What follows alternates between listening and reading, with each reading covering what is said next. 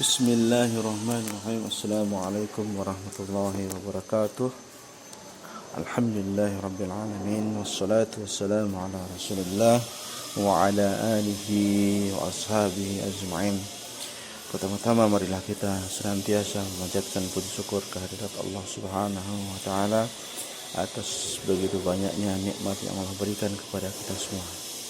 Salawat dan salam kita haturkan kepada baginda Nabi Muhammad sallallahu alaihi wasallam, para sahabat, keluarga dan para pengikut beliau hingga akhir zaman.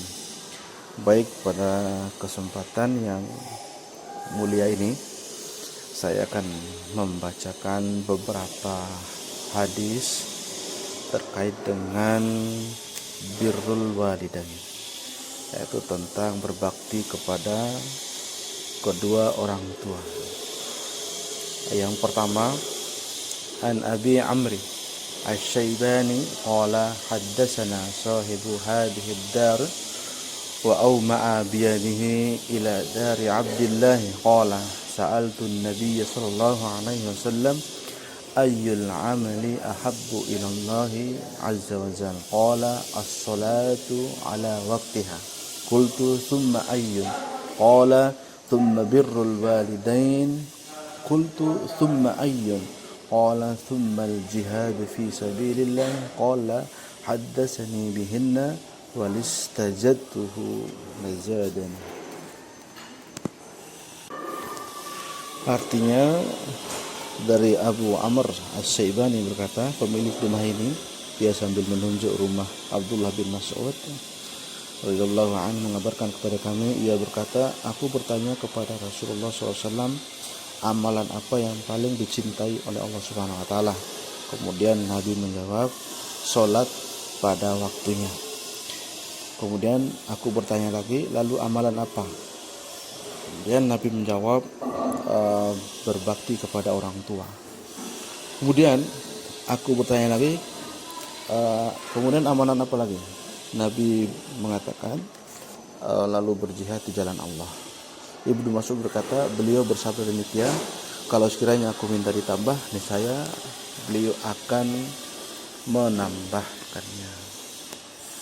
Jadi birrul walidain diletakkan oleh Nabi SAW sebagai salah satu keutamaan, amalan yang utama setelah sholat pada waktunya.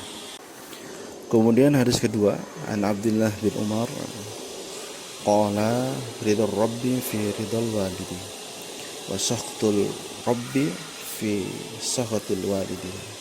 Dari Abdullah bin Umar, ia berkata, ridho Allah tergantung pada ridho orang tua dan murka Allah tergantung kepada murka orang tua.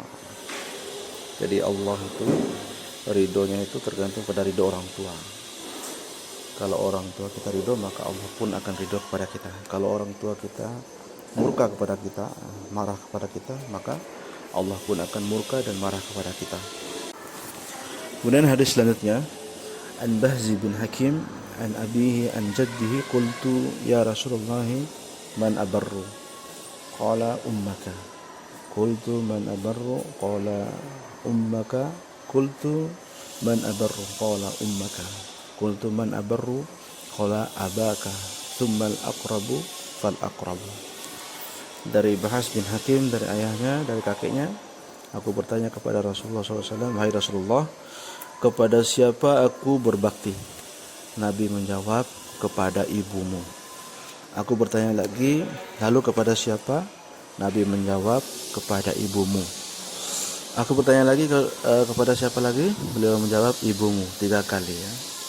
Kemudian aku bertanya lagi, lalu kepada siapa? Nabi menjawab, kepada ayahmu, lalu kepada orang yang terdekat, lalu kepada orang yang terdekat. Jadi Nabi SAW untuk berbakti itu kepada orang tua, jadi tingkatan ibu itu di nomor pertama, 3 kali disebut namanya daripada ayah. Walaupun semuanya sama-sama wajib kita berbakti kepada keduanya. Kemudian hadis selanjutnya, an Ibnu Abbas radhiyallahu anhu annahu atahu rajulun faqala inni khatibtu imra'atan fa'abat an tankihani. Fa khatabaha ghairi fa habbat an tankihahu. Fagirtu 'alaiha fa qataltuha. Fa hal li min taubatin? Qala ummuka hayyatun? Qala la. Qala tub ila Allah azza wa jalla wa taqarrab ilaihi man mastata'ta. Fadhahabtu fasa'altu Ibnu Abbas lima sa'altahu an hayati ummihi faqala inni la a'lamu amalan aqrabu ila Allah azza wa jalla min birril walidah.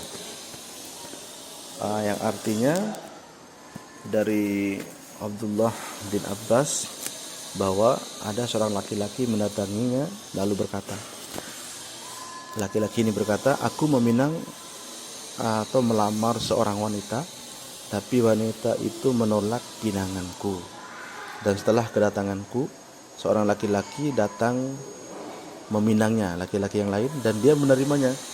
Kemudian aku cemburu kepada wanita itu, lalu aku membunuhnya.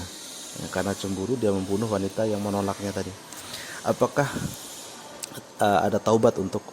Kemudian Ibnu Abbas lalu bertanya, apakah ibumu masih hidup? Dia menjawab tidak. Ibnu Abbas lalu berkata, bertaubatlah kepada Allah Azza wa Jalla dan mendekatlah kepadanya semampumu. Kemudian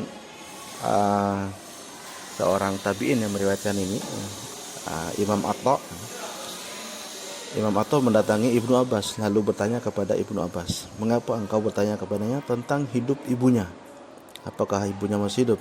Kemudian Ibnu Abbas menjawab, aku tidak tahu amalan yang paling mendekatkan seorang hamba kepada Allah Azza wa Jalla selain dari berbakti kepada ibunya. Jadi ini bisa dikatakan bahwa bahkan kalau orang sudah membunuh manusia, pengen bertaubat, maka cara tobat yang paling cepat, paling sebanding yang bisa menandingi dosa tersebut adalah berbakti kepada ibu.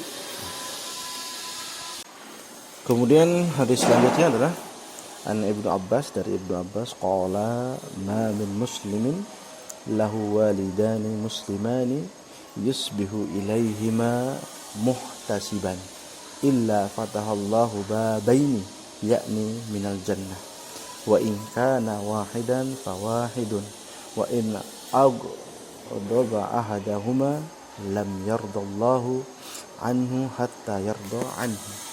Qila wa in zalamahu qala wa in zalamahu.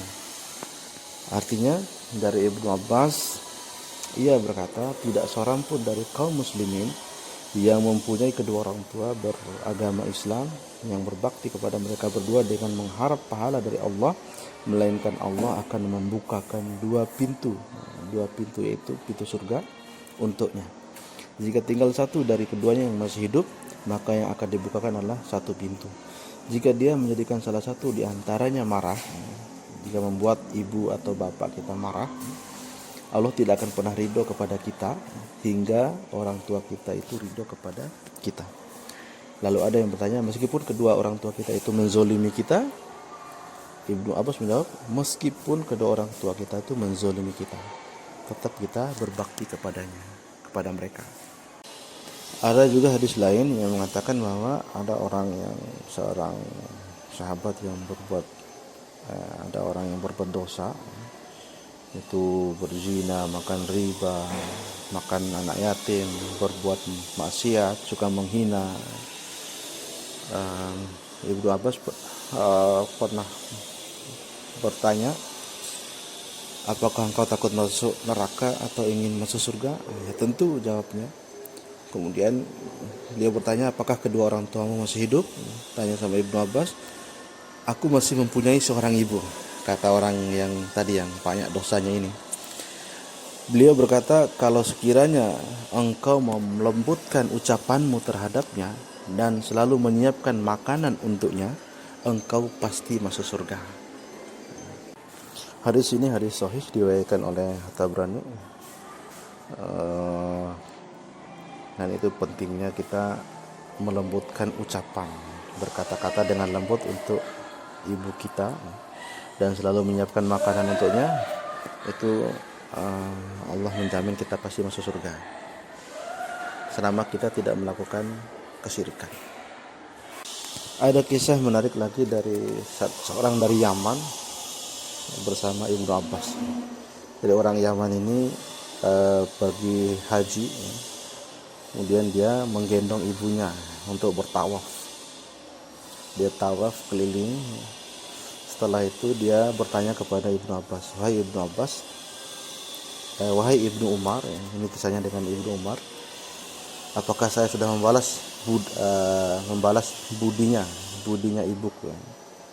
Apakah saya sudah membalas jasanya ibuku? Kemudian Ibnu Umar menjawab, belum. Bahkan satu tarikan napas ibumu ketika melahirkan kamu itu belum terbalas. Itu sudah menggendong ibunya untuk tawaf, kemana-mana dia gendong ibunya. Itu belum satu tarik napas pun ibunya ketika melahirkanmu itu tidak terbalas. Ini saking besarnya jasa ibu. Ini hadis yang sahih, riwayat Al-Baihaqi dalam kitab Syu'abul Iman. Kemudian hadis selanjutnya, an Sa'd bin Mu'az an abihi qala Nabi SAW, man barra walidayhi tuba lahu wa zadallahu azza wa jal fi umurihi. Dari Sahal bin Mu'az dari ayahnya bahwa Rasulullah SAW bersabda, barang siapa berbakti kepada kedua orang tuanya, maka ia akan memperoleh keberuntungan. Sungguh Allah akan memanjangkan umurnya juga. Jadi faedah kita berbakti kepada orang tua bisa menambah umur, memanjangkan umur. Kemudian hadis selanjutnya, an Abi Hurairah radhiyallahu anhu an Nabi sallallahu alaihi wasallam qala raghiba anfuhu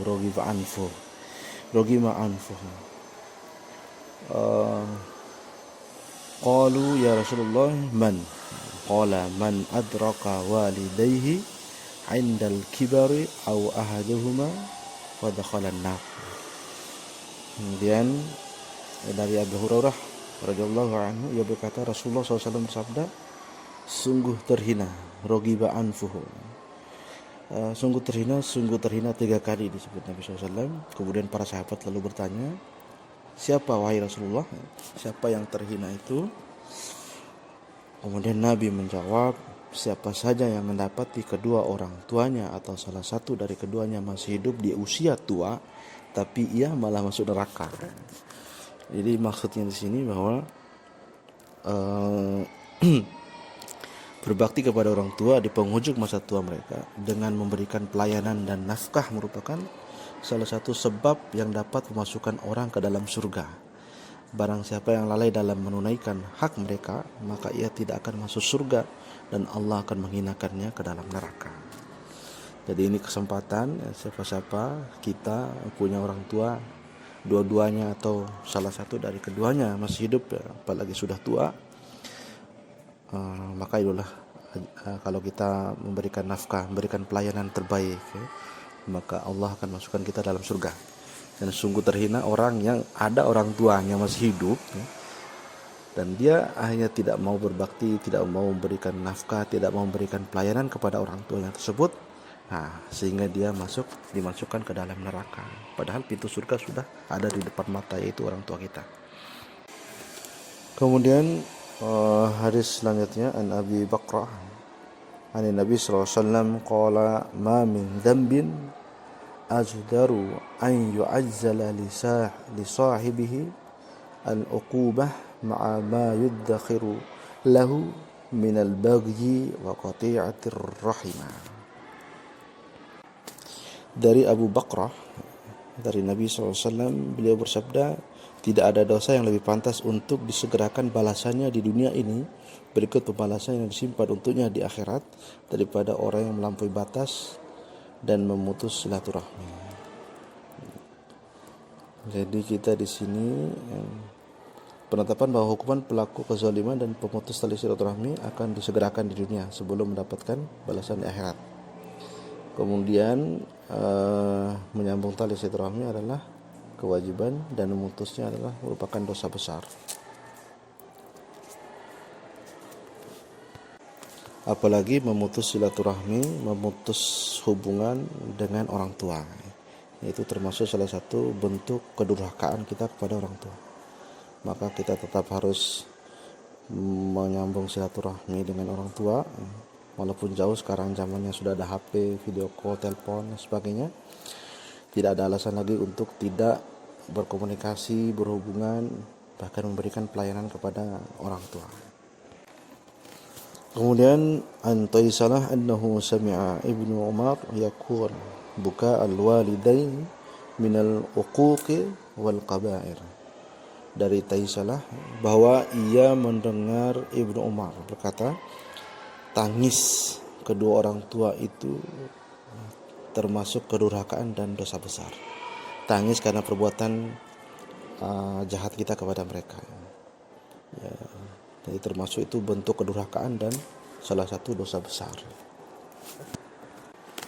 Dan yang terakhir, marilah kita senantiasa memanfaatkan keberadaan orang tua kita untuk berbakti kepadanya, karena itu adalah pintu surga yang sangat jelas bagi kita. Berikan pelayanan dan sebagainya, berkata lemah lembut, berbakti, mengirimkan uang, kemudian menyapa-nyapa lewat telepon dan seterusnya, dan minta doanya, karena doa orang tua ini doa yang pasti diijabah oleh Allah SWT. Dan kita menghindar dari doa keburukan dari orang tua. Doa baiknya diijabah, doa buruknya juga diijabah.